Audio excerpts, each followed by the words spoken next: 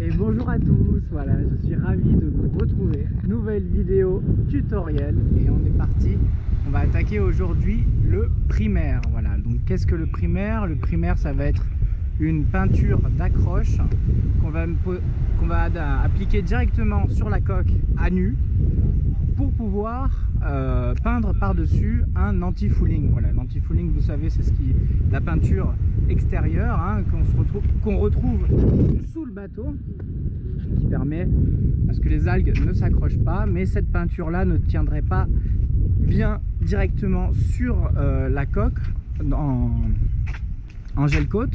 Donc du coup, pour cela, on applique un primaire. Voilà. En plus de ça, aujourd'hui, c'est un petit peu particulier. C'est un primaire époxy, donc vous allez voir qu'on va avoir un petit mélange à faire, mais rien de particulier. L'époxy permet que ce soit un petit peu plus costaud dans la durabilité, un petit peu plus étanche, un petit peu plus voilà, c'est un produit qui est un petit peu plus cher et qui permet d'avoir une qualité supérieure et une meilleure étanchéité pour une meilleure solidité pour la coque globalement. Voilà, donc du coup pour la suite, voilà un petit peu ce qu'il en est pour Saori. Donc on peut voir actuellement que je viens de terminer la quille.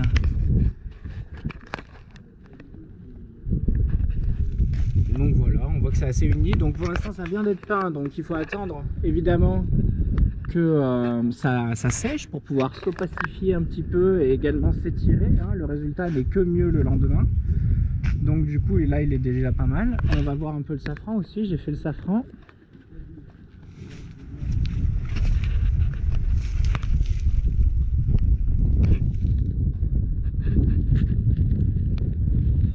Donc on va parler des plus, des moins, etc. Je vais vous expliquer un petit peu ma technique. Je suis vraiment pour le coup amateur, hein. C'est une vidéo tuto, mais je vous montre juste comment je fais sur le bateau, sur mon bateau, comment j'ai fait en prenant mon temps. Maintenant, des professionnels feraient 1000 fois mieux, donc du coup, toujours là pour échanger et puis qui sait échanger et avoir de vos conseils également pour faire toujours mieux. Après je peux reparler rapidement de la bombe à spray qu'on avait utilisée pour le propeller, pour l'hélice. Écoutez, moi j'ai attendu que ça sèche bien, le résultat était vraiment pas terrible, je vous l'avouerai, ça n'allait pas du tout. Donc, du coup, ce que j'ai fait, j'ai attendu que ça sèche, j'ai poncé au 120 à la main pour enlever tout ce qui était un petit peu bulle, un petit peu peinture en trop, gouttes, etc. Tout ce qui était vraiment pas très joli à voir. Et après par dessus j'ai remis une couche et vous voyez que franchement c'est pas pire. Voilà, j'espère que vous voyez bien en détail. Voilà. Donc bon, écoutez, c'est plutôt mieux que rien. Franchement, c'est quand même pas mal. Ça permet d'en avoir vraiment partout, etc. Là aussi, ça a été bien rattrapé, vous pouvez voir.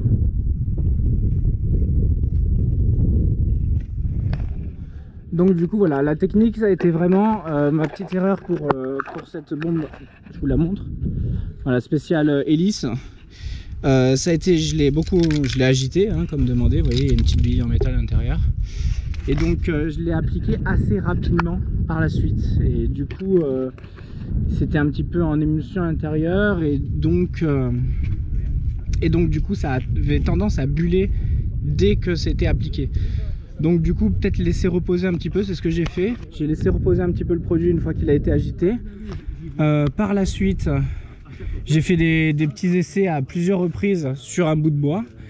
Pour avoir vraiment, au bout d'un moment, une fois que vous le faites à plusieurs reprises, 2-3 fois, au bout d'un moment, vous avez vraiment un résultat qui va être assez uni. Je peux vous le montrer là, mon petit essai, je crois qu'on le voit encore. Ouais, on voit pas grand chose, mais bon voilà, j'ai essayé plusieurs fois, à plusieurs reprises, et au bout d'un moment j'avais vraiment une espèce de voile assez uni, sans bulles, sans gouttes, sans que ça fasse, c'était vraiment très précis. Et donc du coup, dès que vous avez ce moment là, dès que ce moment là est atteint, et ben là vous pouvez y aller. Alors toujours également assez rapide sur le passage, pour vraiment, quitte à en faire vraiment plusieurs, hein, vous pouvez y aller 4-5 fois grand max, mais il faut y aller assez rapidement, vraiment faire un passage, un voile quoi. C'est vraiment Je trouve pas vraiment de mots, c'est assez compliqué, c'est assez technique, mais bon, en tout cas, voilà comment améliorer la technique. La dernière fois, pas juste être devant et faire appuyer comme on aurait tendance à faire bêtement. Non, faut vraiment essayer de lisser comme ça et de vraiment appliquer multiples passages assez rapides la peinture. Voilà, l'anti-fouling. Là, pour le coup, c'est de l'anti-fouling. Voilà, donc écoutez, on va continuer la préparation. Alors, vous voyez que là, c'est un petit peu craquage parce que je n'ai plus de tenue de travail, je n'ai plus grand chose, donc du coup je n'ai plus de chiffon, c'est un petit peu la dèche, vous avouerez. Mais bon, on continue le combat, donc du coup forcément des gants quand même. Alors, je vous en avais déjà parlé je crois, hein, mais n'achetez pas ces gants là ils sont vraiment pas écolos. Pour le coup, parce qu'ils s'abîment assez rapidement, donc du coup vous devez en acheter plusieurs, enfin vous devez en utiliser plusieurs, pardon, dans une même journée, ce qui est assez dingue, vu que les autres m'avaient tenu une semaine. Voilà, alors du coup on est parti, voici, j'espère que c'est bien cadré.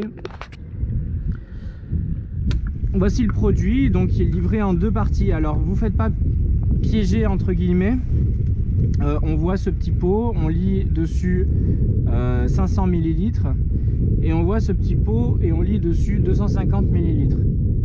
Donc on se dit celui-là il fait 500, c'est quand même un demi-litre, donc le pot doit être plein quoi. Et celui-ci vous vous dites plus ou moins la même chose quoi. Et en fait pas du tout. Donc ça peut être trompeur en fait, tout simplement parce que 500 ml c'est pas vraiment parlant, alors qu'un pot comme ça visuel c'est plus parlant quoi. Donc du coup vous faites pas avoir, vous allez voir que à l'intérieur de ce pot il y a assez de place pour pouvoir mettre tout ça, pour pouvoir faire votre mélange dans le même pot.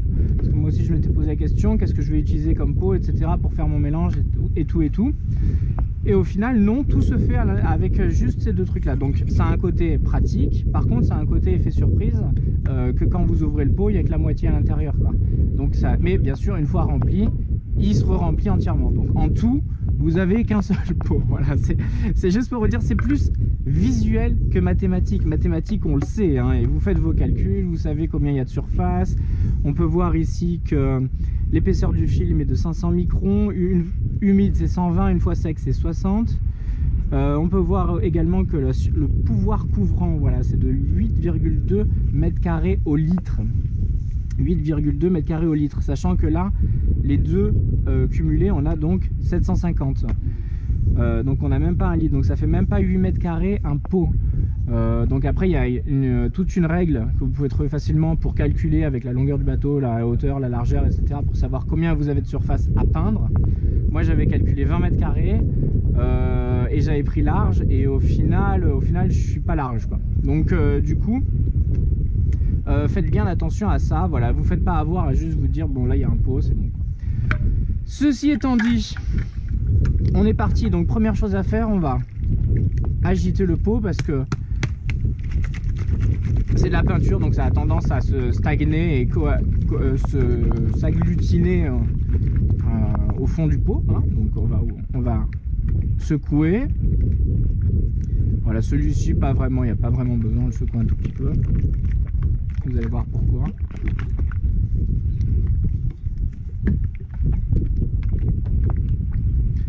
Hop, qu'est-ce que je vous ai dit? Est-ce que j'ai tout dit sur les produits? Que vous dire de plus, hein, voilà, un primaire époxy assez classique, il y a plusieurs marques, plusieurs équivalences. Donc on est parti. À savoir que bien sûr quand vous mélangez, à partir du moment ça sèche. Alors là j'ai plus le timing, mais franchement vous avez le temps. Théorique, mathématique encore, maintenant en pratique, il faut se dépêcher quoi. C'est toujours pareil, dès que ça commence à catalyser, il faut se dépêcher. Hop. Donc première chose, on ouvre et on va continuer à mélanger.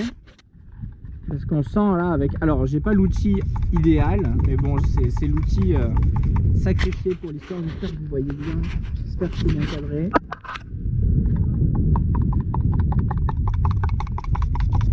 Voilà, donc on essaie essaye de récupérer toute la matière qui est au fond et la ramener en surface, faire une espèce de pâte unie, liquide uni.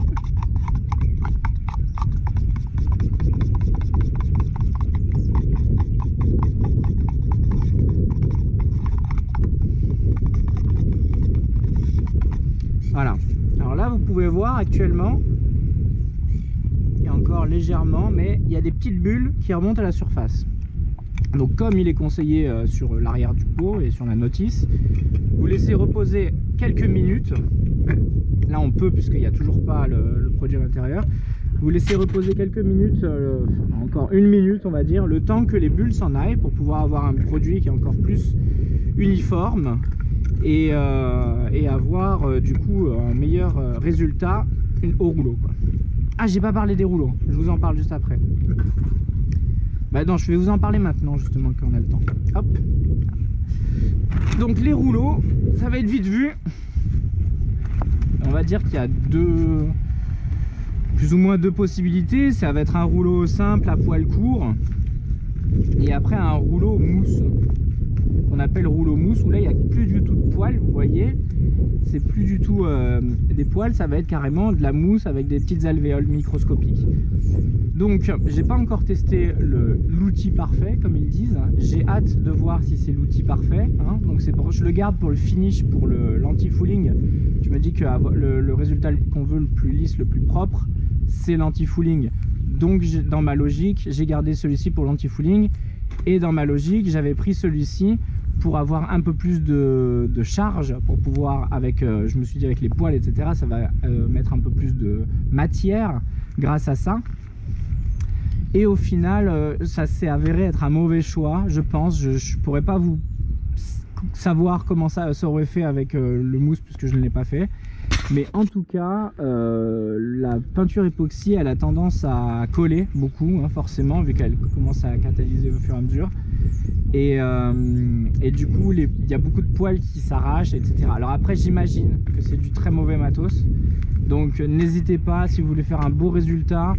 C'est dommage d'avoir des bonnes peintures, des bons trucs, etc. comme je me suis retrouvé dans mon cas, et d'avoir du mauvais matos. Malheureusement ici il n'y a pas 36 choix. Et du coup avoir des petits poils de partout, etc. Ça a été assez laborieux avec le premier que j'avais essayé, et après je suis passé directement à celui-là qui était déjà un peu mieux. Voilà, donc à vous de faire vos propres essais, mais en tout cas si vous prenez du poil court, prenez du bon matos pour pas que ça s'arrache, et sinon de la mousse, et à voir quel effet ça fera avec l'anti-fouling. Voilà, donc on est parti, on ouvre notre deuxième petit flacon. Voilà, et là maintenant je vais bien cadrer, je vais vous mettre au soleil. Voilà, c'est pas très intéressant de toute façon, mais je suis obligé de le faire. Voilà, donc moi au final maintenant je fais un petit au début j'y allais petit à petit, etc. le premier pot, et puis au final si vous faites légèrement comme ça permet de pas en foutre partout. Le produit reste en continu dans le pot, donc c'est pas plus mal, et ça se mélange très très bien, ça se dissout l'un avec l'autre vraiment très très bien, donc pas trop de complications. Et vous allez voir que petit à petit on remplit le pot, en fait, comme je vous expliquais en première partie.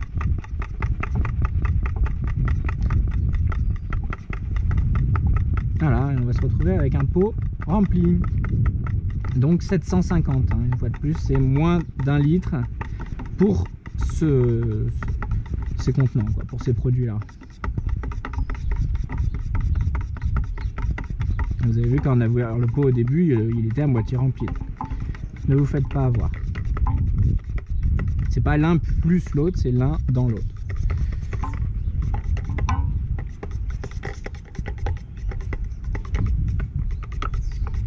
Là, vous voyez que ça se mélange déjà très très bien.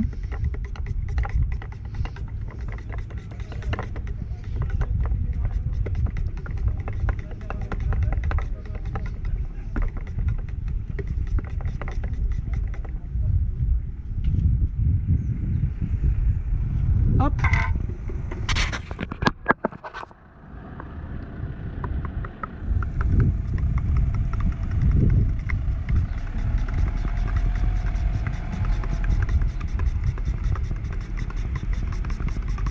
Et voilà, et ben écoutez, vous n'avez plus qu'à laisser reposer la pâte à l'ombre un petit 2 minutes. Vous voyez un petit peu les bulles là qui sortent et elles vont toutes à la surface. Donc on attend qu'elles aient toutes fini d'exploser et on va pouvoir passer à l'application.